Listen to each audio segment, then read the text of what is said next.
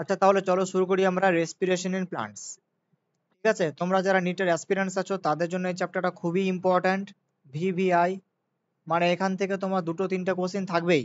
ঠিক আছে, তো তোমরা নিট ক্যাপসুল বাংলা এই চ্যানেলটাকে সাবস্ক্রাইব করে রাখো। আর রেসপিরেশন ইন প্লান্টস এটা আমরা কি করব, পার্ট পার্ট করে পড়বো। প্রথমে আমরা গ্লাইকোলাইসিস পড়বো, তারপরে ফার্মেন্টেশন, তারপরে ক্রেব সাইকেল, তারপরে আমরা ইটিএসে যাব। ঠিক আছে, তাহলে পার্ট পার্ট করে আমরা প্রত্যেকটা জিনিস পড়বো, পড়ার সঙ্গে সঙ্গে কোশ্চেন ডিসকাশন করব। ঠিক আছে, তাহলে এখান থেকে তোমরা অন্তত দুটো তিনটে কোশ্চেন পেয়ে যাচ্ছ। ঠিক আছে, তাহলে চলো শুরু করি। তো রেসপিরেশন ইন প্লান্টস পড়ার আগে আমি তোমাদেরকে ফটোসিনথেসিস সম্পর্কে দু তিনটে কথা বলবো। ফটোসিনথেসিস জিনিসটা কি নিশ্চয় তোমরা জানো।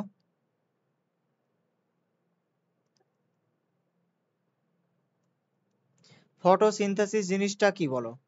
ফটোসিনথেসিসে অ্যাকচুয়ালি হয় কি?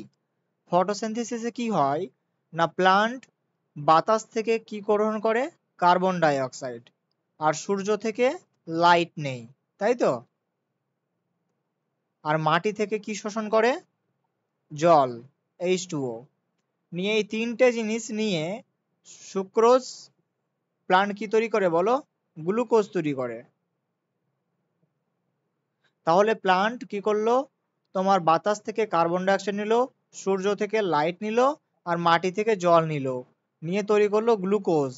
এই গ্লুকোজটা কি করবে প্লান্ট? তার নিজের বডিতে স্টোর করে রাখবে in the form of sucrose. ঠিক আছে, তো এই যে ঘটনাগুলো ঘটছে, এই যে খাবার যে তৈরি করছে, গ্লুকোজ তৈরি করলো, ঠিক আছে, তো এটা কোথায় হয়? এই জিনিসটা ঘটে প্লান্টের একটা সেল থাকে যেটা হচ্ছে ক্লোরোপ্লাস্ট। ঠিক আছে, ওই ক্লোরোপ্লাস্টের মধ্যে এই ফটোসিনথেসিসের ঘটনাটা ঘটে।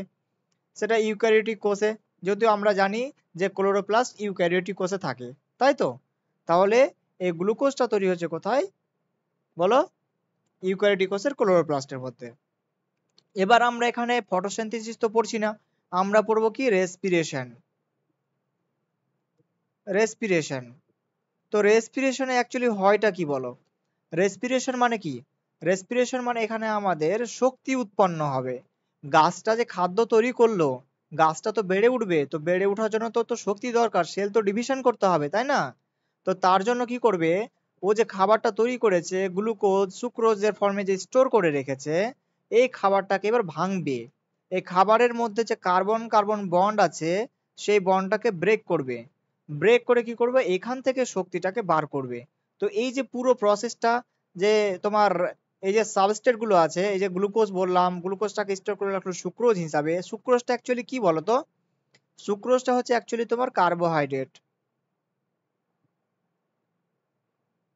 ঠিক আছে, তাহলে এই কার্বোহাইড্রেট থেকে আমরা কি করব? শক্তি উৎপন্ন করব।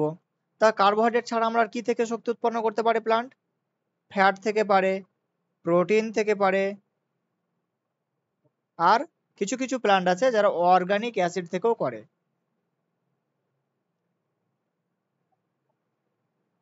তাহলে এই যে জিনিসগুলো আছে এগুলো কি? এগুলো হচ্ছে তোমার রেসপিরেটরি সাবস্ট্রেট। তাহলে রেসপিরেটরি সাবস্ট্রেট কি? প্লান্ট শক্তি উৎপন্ন করার জন্য যে সমস্ত উপাদানগুলোকে ইউজ করছে, ঠিক আছে, কার্বোহাইড্রেট, প্রোটিন, ফ্যাট, ঠিক আছে, অর্গানিক অ্যাসিড, এগুলো সবই হচ্ছে তোমার রেসপিরেটরি সাবস্ট্রেট।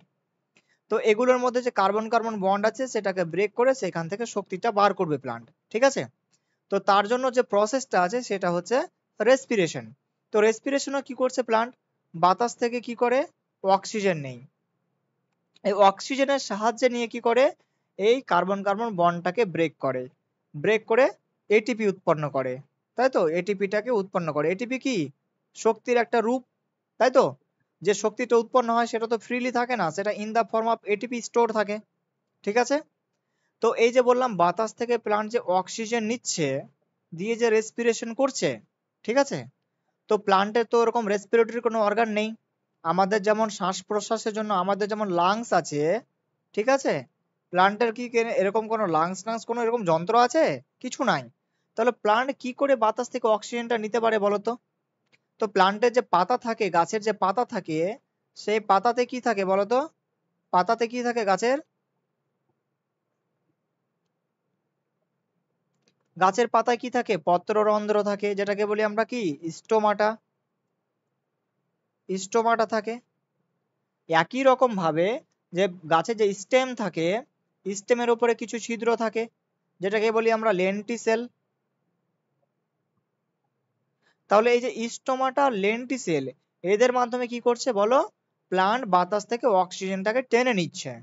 টেনে নিয়ে কি করছে? এই যে কম্পাউন্ড যেগুলো আছে, রেসপিরেটরি সাবস্ট্রেট, এগুলোকে, এগুলোর মধ্যে যে কার্বন কার্বন বন্ড আছে সেটাকে ব্রেক করছে, ভেঙে দিয়ে সেখান থেকে এটিপি উৎপন্ন করছে, তাই তো? তাহলে প্লান্টের কেন কোনো রেসপিরেটরি অর্গান নেই বলো? তার কারণ প্লান্টের প্রত্যেকটা পার্ট, ঠিক আছে, প্লান্টের প্রত্যেকটা পার্ট নিজের অক্সিজেন নিজে নিয়ে নিতে পারে। Each plant part can take care of its own oxygen needed. প্রত্যেকটা পার্ট তার যতটা অক্সিজেনের প্রয়োজন সে নিয়ে নিতে পারে। তাছাড়া প্লান্টের মধ্যে এই যে গ্যাসের ডিফিউশন, এটা সেরকম দরকারও পড়ে না, আর ওরকম হয়ও না, ঠিক আছে? তার কারণ প্রত্যেকটা বার, ধরো তোমার এইখানে দরকার আছে তো এখানে অক্সিজেন নিয়ে নিলো এখান থেকে, এখানে দরকার আছে এখানে নিয়ে নিলো, এখানে অক্সিজেন নিয়ে এখান থেকে ট্রাভেল করে এত দূর যাওয়ার কি দরকার, তাই না? যেহেতু আমার এখান থেকেও নিতে পারবে অক্সিজেন, তাহলে ডিফিউশনের ওরকম কোনো প্রয়োজন নেই, ঠিক আছে? আর প্লান্ট বডিতে কি হয়, যে লিভিং সেল যেগুলো আছে কিনা, এই যে এই পয়েন্টগুলোতে, মানে প্লান্টের যে সারফেস আছে ওই সারফেসের কাছাকাছি লিভিং সেল থাকে, ঠিক আছে, যেগুলো কি করে বাতাস থেকে অক্সিজেনটাকে টেনে নিতে পারে। এই সব কারণের জন্য প্লান্টের মধ্যে কোনো রেসপিরেটরি অর্গান দরকার পড়ে না, ঠিক? তাহলে বুঝতে পারলাম। এবারে রেসপিরেশনের ঘটনাটা ঘটে কোথায় বলো? রেসপিরেশনটা বলছি এটা কোথায় ঘটে? কোষের মধ্যে ঘটে।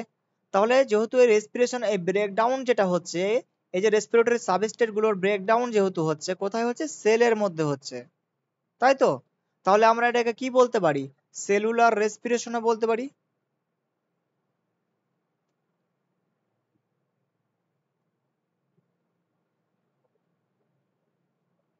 সেলুলার রেসপিরেশনও বলতে পারি আমরা এটাকে, ঠিক আছে? তো এই সেলুলার রেসপিরেশনটা সেলের কোথায় ঘটে বলো? সেল আছে ধরো, এটা সেলের মধ্যে, এটা ধরো নিউক্লিয়াস, আর এটা কি? সাইটোপ্লাজম, ঠিক আছে? তো সেলের মধ্যে কি আছে? নিউক্লিয়াস আছে, আর আছে সাইটোপ্লাজম। তো সাইটোপ্লাজমের মধ্যে ঘটে, আর ইউক্যারিওটিক সেল যেহেতু, তার মধ্যে মাইটোকন্ড্রিয়াও থাকবে। তো সাইটোপ্লাজম আর মাইটোকন্ড্রিয়া,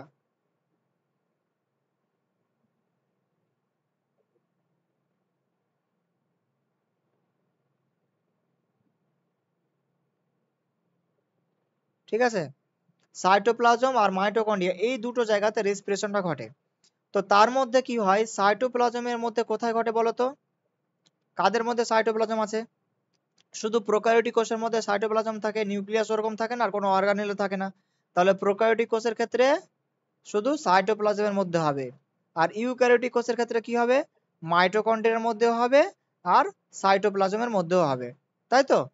যদি ইউক্যারিওটিক কোষ হয় তাহলে তার রেসপিরেশনটা কি হবে? যেহেতু মাইটোকন্ড্রিয়া আছে, মাইটোকন্ড্রিয়ার মধ্যে হতে পারে, আর সাইটোপ্লাজম তো আছেই, তাহলে সাইটোপ্লাজমের মধ্যে হতে পারে, ঠিক আছে? তো সাইটোপ্লাজমের মধ্যে যে ঘটনাটা ঘটে, রেসপিরেশনের যে স্টেপটা ঘটে, সেটা হচ্ছে গ্লাইকোলাইসিস। গ্লাইকোলাইসিস। তো গ্লাইকোলাইসিস ঘটনাটা কোথায় ঘটে বলো? সাইটোপ্লাজমের মধ্যে, ঠিক আছে? তাহলে আমরা এই গ্লাইকোলাইসিসটাকে পড়বো। তার আগে চলো যে টপিকটা পড়লাম তার উপরে কোশ্চেন দেখে নিই। Plants don't have respiratory organ because of the following except. তাহলে প্লান্টের মধ্যে কেন রেসপিরেটরি অর্গান নেই? নিচের মধ্যে কোন কারণটা ছাড়া এক্সেপ্ট বলেছে? তাহলে বলো কি বলেছে? Each plant part take care of its own oxygen, each plant part take care of its own gas exchange needs. এটা তো করতেই পারে প্লান্ট, তাই না? প্লান্ট বলেছি, plant do not present great demand for oxygen exchange. আমাদের যেমন বেঁচে থাকার জন্য প্রচুর অক্সিজেনের দরকার হয়, আমরা যদি 2-3 মিনিট যদি নাক বন্ধ করে থাকি তাহলে কি হবে? আমরা এই দুনিয়াতে নাও থাকতে পারি। কিন্তু প্লান্টের ক্ষেত্রে কি হয়? ওরকম কোনো ব্যাপার নেই, তাই তো? ওর অত অক্সিজেনেরও প্রয়োজন হয় না, ঠিক আছে? ও যখন শুধুমাত্র ফটোসিনথেসিস করবে তখনই কেবলমাত্র বেশি ভলিউমের মানে গ্যাসের প্রয়োজন হয়, তাছাড়া অন্যান্য সময় প্রয়োজন হয় না, ঠিক আছে? Gas diffusion in plants occurs easily over long distance in plants, না এটা তো হয় না, তাহলে এটাই ভুল হলো, তাই তো? each living cells in plants is located quite close to the surface of plant। বলেছিলাম যে প্লান্টে ধরো এটা বডি আছে, এটা ধরো প্লান্টের কি গাছের একটা ছাল, তাই তো? আর এখানে কি আছে, এই পাশেই কাছেই কি আছে, লিভিং সেল আছে। লিভিং সেল গুলো কি করবে, বাতাস থেকে অক্সিজেন গুলো টেনে নিবে। তাহলে এটাও কারেক্ট। তাহলে ভুল কোনটা আছে, 3 নম্বরটা। তাহলে অ্যান্সার হবে 3 নম্বর। Which of the following statement is wrong? আচ্ছা বলো তো তাহলে নিচের মধ্যে কোনটা ভুল হবে? যেগুলো বললাম যে কথাগুলো তার মধ্যে দেখো কোনটা ভুল হচ্ছে। Respiration is the breaking of carbon carbon bond of complex compounds by oxidation within the cell. দেখো ঠিক আছে কিনা, একদম ঠিক আছে।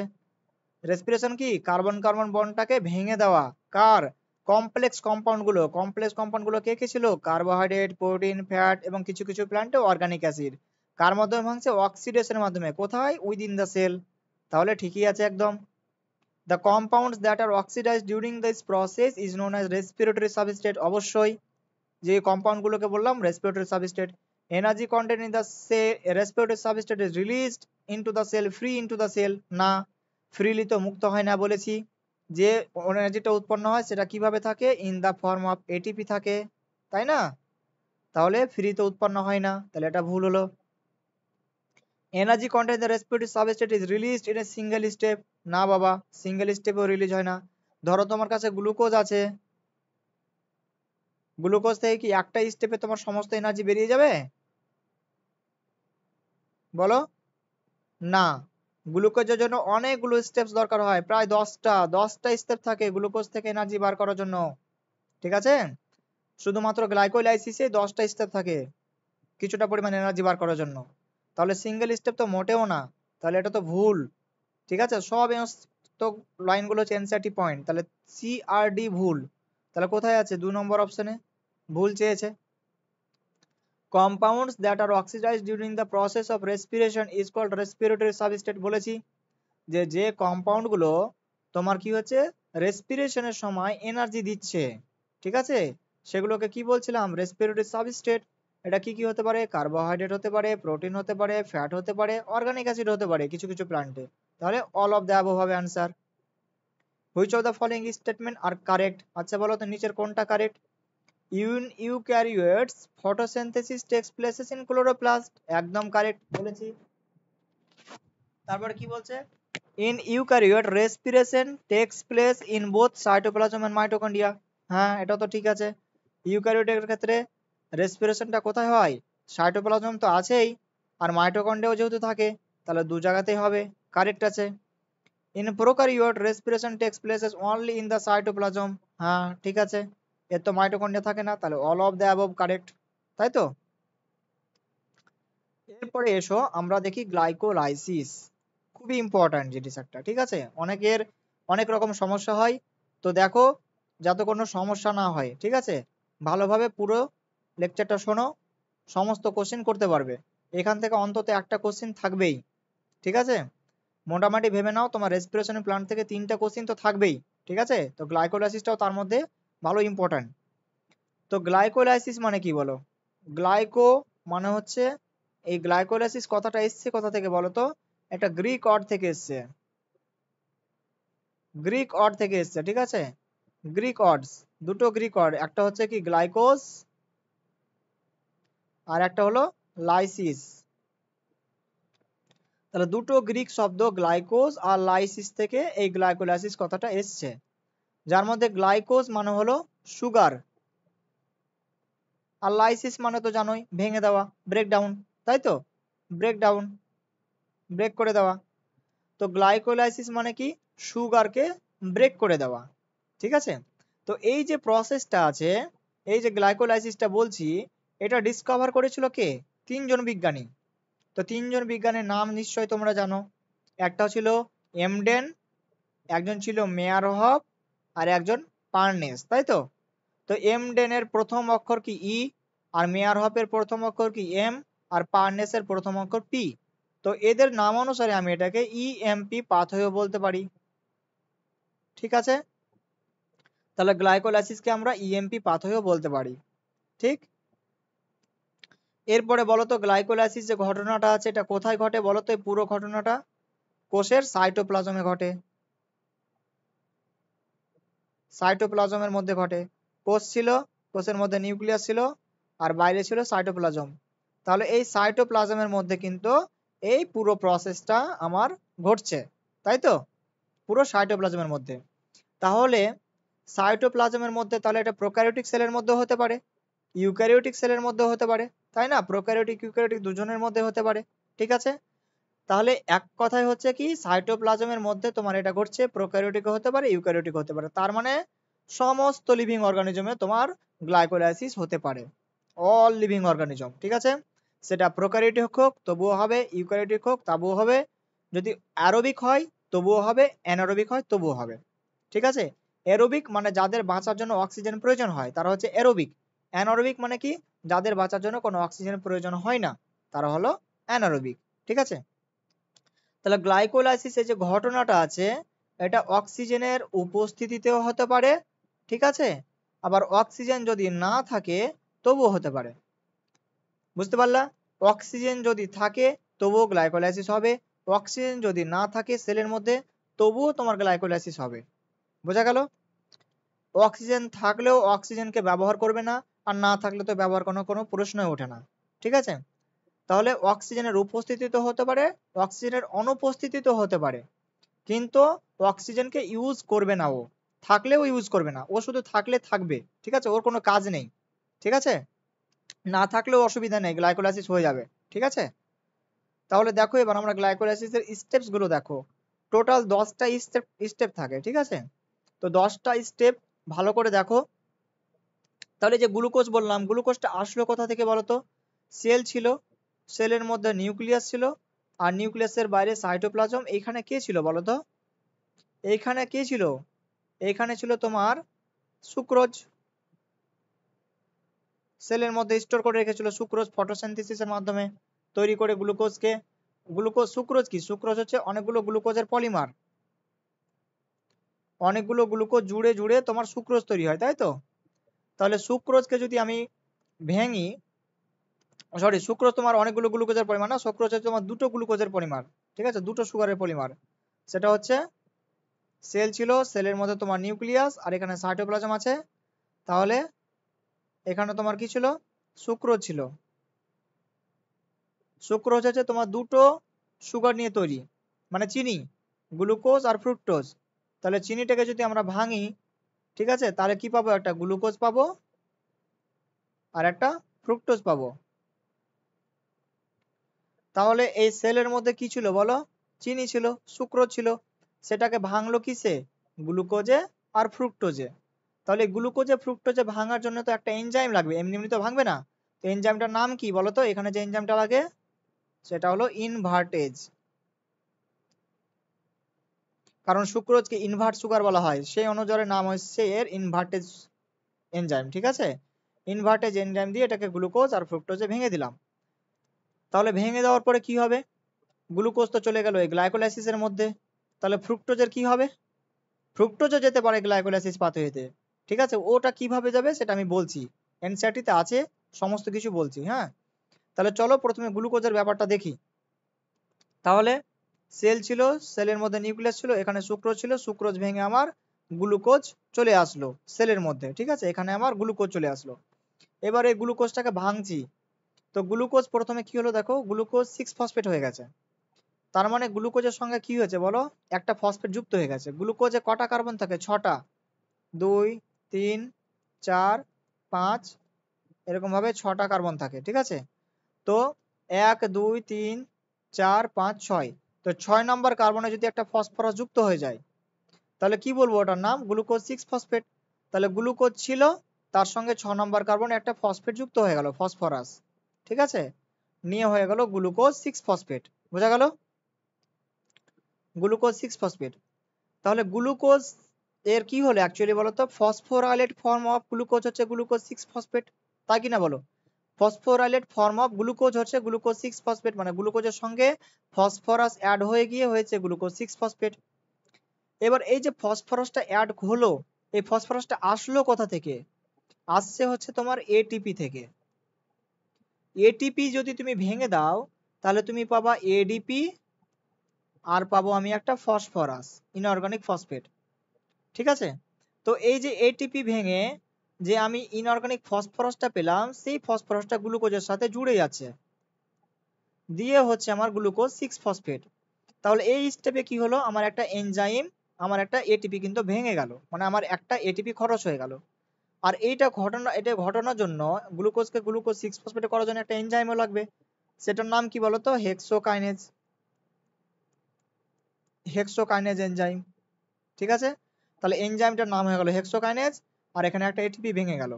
তাহলে যখনই দেখবা যে নিচের স্টেপে, ঠিক আছে, এই স্টেপটা থেকে এই স্টেপটা আসছে, দেখছো যে একটা ফসফেট অ্যাড হয়ে গেছে, তাহলে অ্যাড কোথা থেকে আসলো, তার মানে নিশ্চয়ই একটা এটিপি ভেঙেছে। ঠিক আছে, যদি দেখো একটা ফসফরাস বেড়ে গেছে, তার মানে একটা এটিপি ভেঙেছে, ভেঙে ফসফরাসটা এসেছে। ঠিক আছে, এরপরে দেখো গ্লুকোজ 6 ফসফেট থেকে যদি ফ্রুক্টোজ 6 ফসফেট হয়, তাহলে দেখো গ্লুকোজ ছিল, গ্লুকোজের জায়গায় জাস্ট ফ্রুক্টোজ চলে এসেছে, বাকি সেম আছে 6 phosphate 6 phosphate.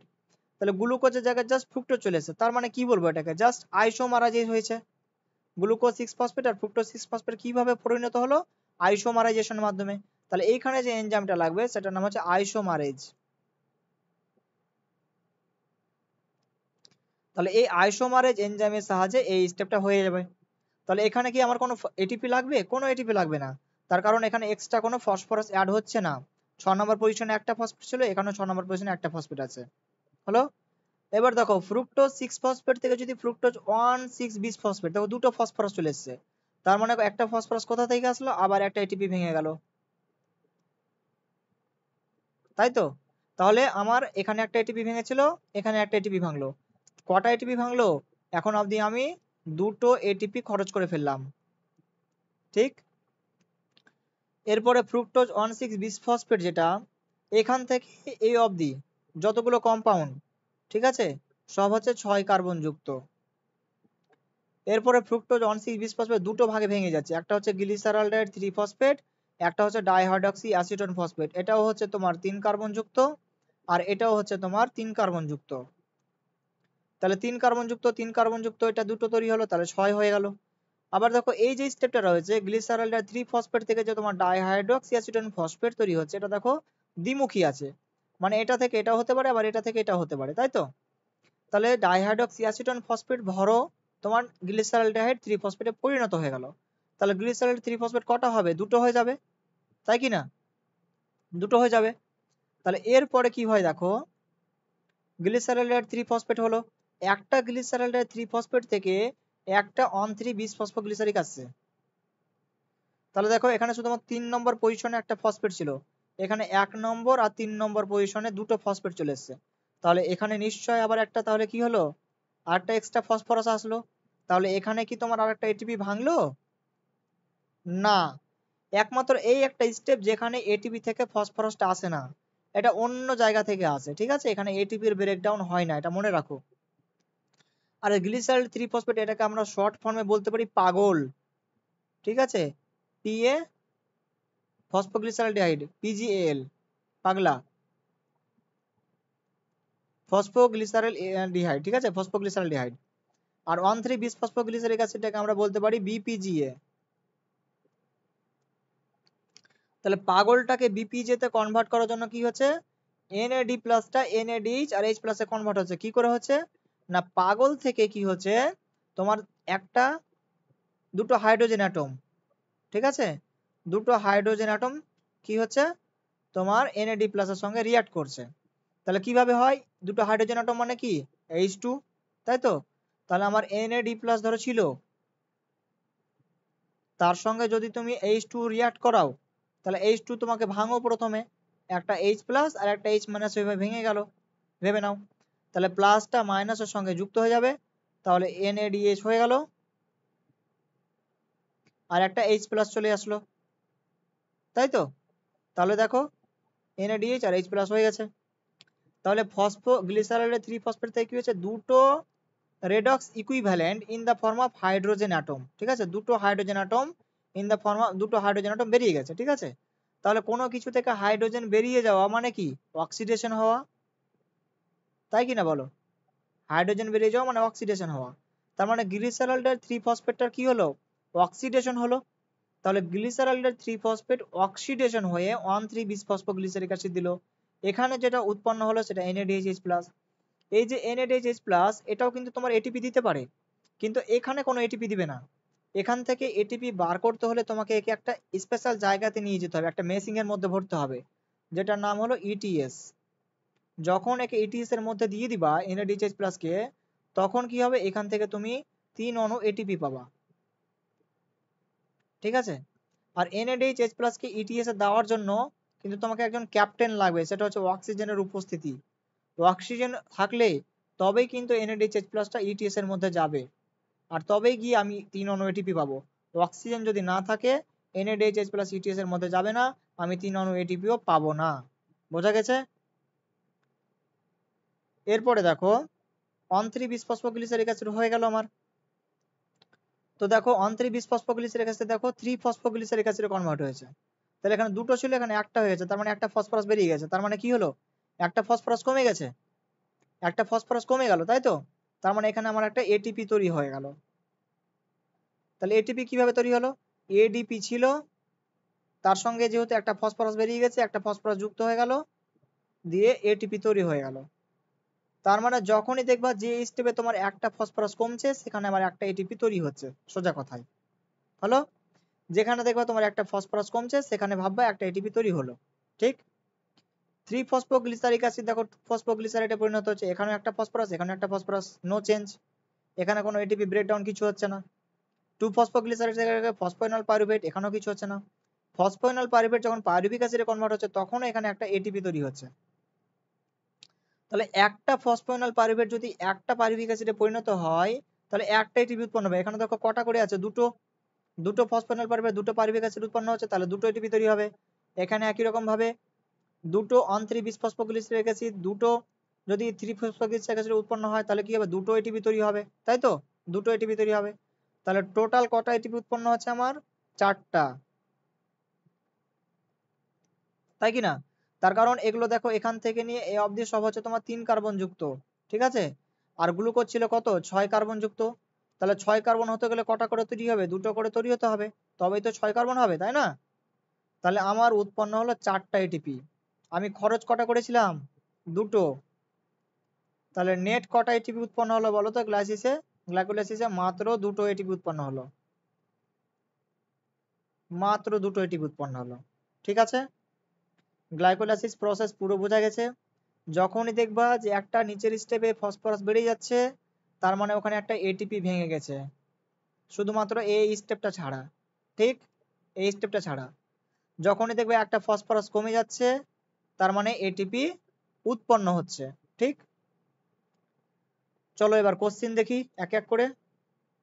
Which of the following is not correct regarding glycolysis? বলো।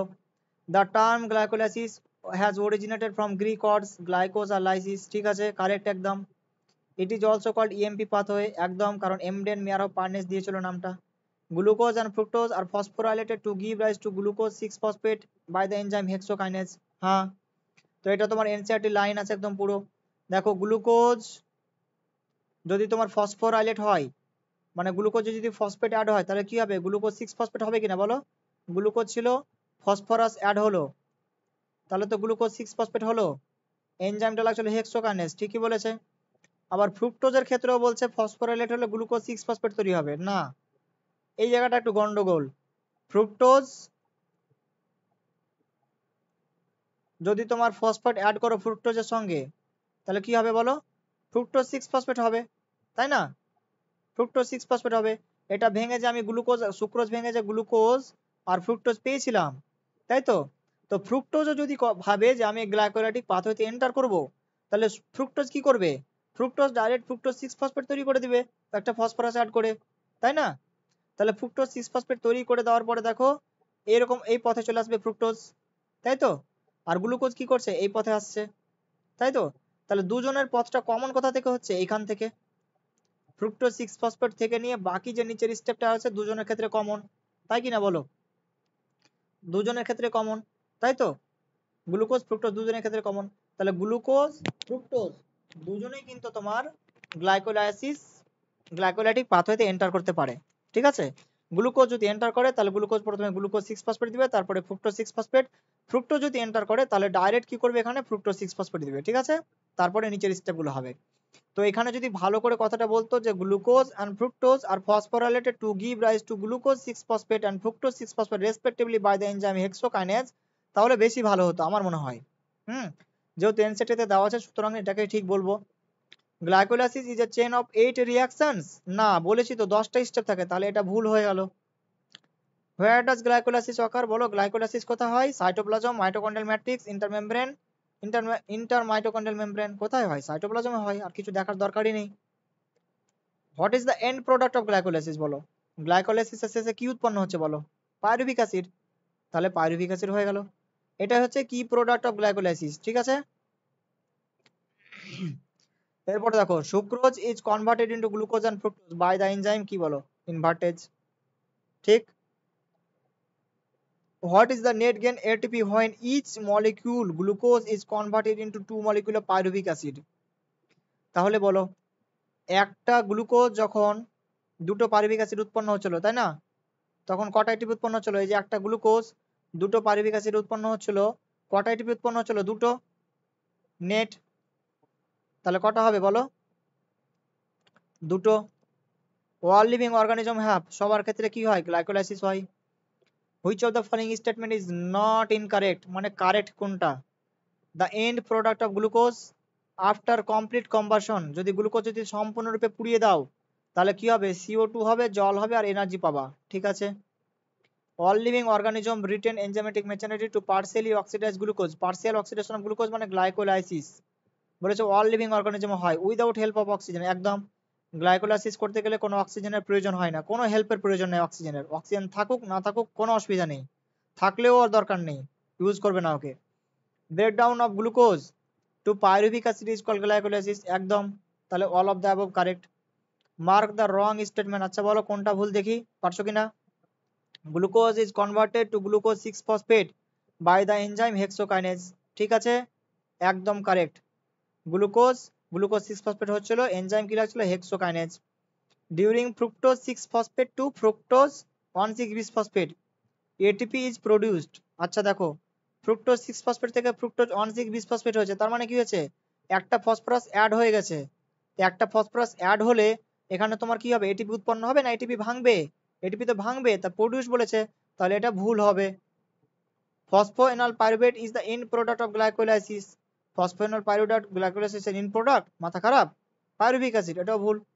PgAl is oxidized to BPGA, একদম by removing 2 redox equivalent in the form of 2 hydrogen atom. হ্যাঁ বলেছিলাম পাগলটা কি করছে? বিপিজিএ তে কনভার্ট হচ্ছে, কিরকম ভাবে? দুটো হাইড্রোজেন অ্যাটম এই পাগল থেকে বেরিয়ে যাচ্ছে, ঠিক আছে, দুটো হাইড্রোজেন অ্যাটম পাগল থেকে বেরিয়ে গিয়ে বিপিজিএ তে কনভার্ট হচ্ছে, আর এখানে কি হচ্ছিল? NAD প্লাসটা NADH আর H প্লাসে কনভার্ট হচ্ছিল, তাই তো, তাহলে এগুলো যেন সব মনে থাকে। রং স্টেটমেন্ট কোনটা বলো? Glucose is converted into fructose six phosphate by the enzyme hexokinase, জি না, ফ্রুক্টোজ হবে না, গ্লুকোজ 6-ফসফেট হবে, তাহলে এটা তো ভুল। ফসফোরাইলেটেড ফর্ম অফ গ্লুকোজ মানে গ্লুকোজের সঙ্গে ফসফেট অ্যাড হয়ে গেছে, তার মানে glucose 6-ফসফেট। Phosphorylated form of glucose এই কথাটার মানে হচ্ছে গ্লুকোজ 6-ফসফেট, হ্যাঁ। আইসোমারাইজ টু প্রোডিউস ফ্রুক্টোজ 6-ফসফেট, একদম, গ্লুকোজ 6-ফসফেট থেকে ফ্রুক্টোজ 6-ফসফেট হচ্ছিল আইসোমারাইজেশনের মাধ্যমে, তাই তো। Pyruvic acid is not the কি প্রোডাক্ট অফ গ্লাইকোলাইসিস, বলেছে নট হবে না, পাইরুভিক অ্যাসিড তো কি প্রোডাক্ট অফ গ্লাইকোলাইসিস।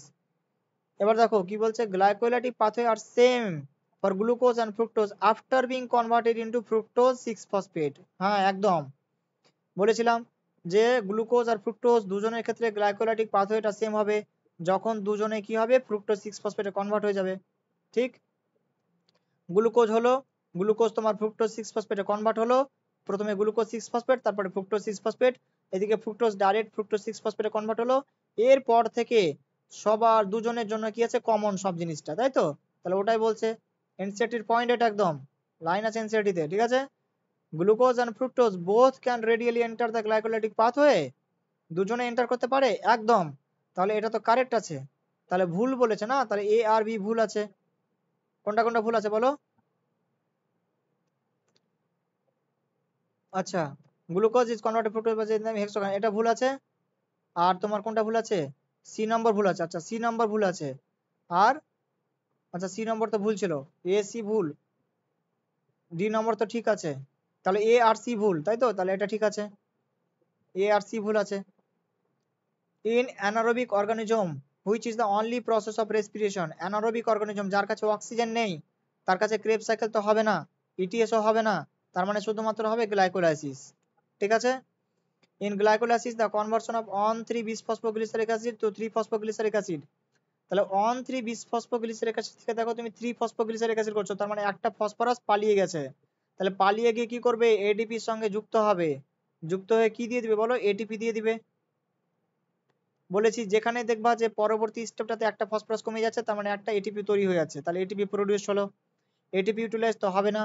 আর এটা কি হচ্ছে, সাবস্ট্রেট লেভেল ফসফোরাইলেশন হচ্ছে, তাহলে 1 and 3 কারেক্ট।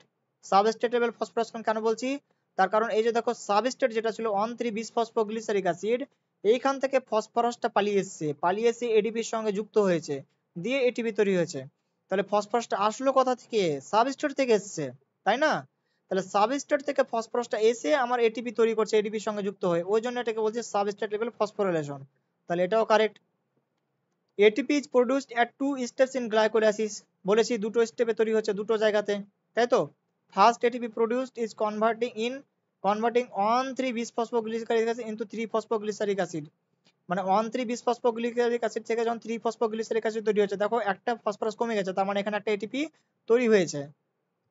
সেকেন্ড কখন হচ্ছে, যখন ফসফোনাল পাইরুভেটটা পাইরুভিক অ্যাসিডে পরিণত হচ্ছে, তখন একটা এটিপি তৈরি হচ্ছে, তো এটা কারেক্ট আছে, তার মানে অ্যাসারেশন কারেক্ট আছে আর রিজনটাও কারেক্ট আছে, তাহলে বোথ অ্যাসারেশন রিজন কারেক্ট আর কারেক্ট এক্সপ্লেনেশন আছে, তাই না? কোথায় উৎপন্ন হচ্ছে, এখানে উৎপন্ন হচ্ছে, তাহলে এ অবধি তোমার গ্লাইকোলাইসিস কমপ্লিট। এরপরে আমরা পড়বো ফার্মেন্টেশন, ঠিক আছে? তো চলো ফার্মেন্টেশনের জন্য রেডি থাকো, পরবর্তী চ্যাপ্টার তোমাদের ফার্মেন্টেশন, ঠিক আছে? পরবর্তী লেকচার ফার্মেন্টেশন তোমাদের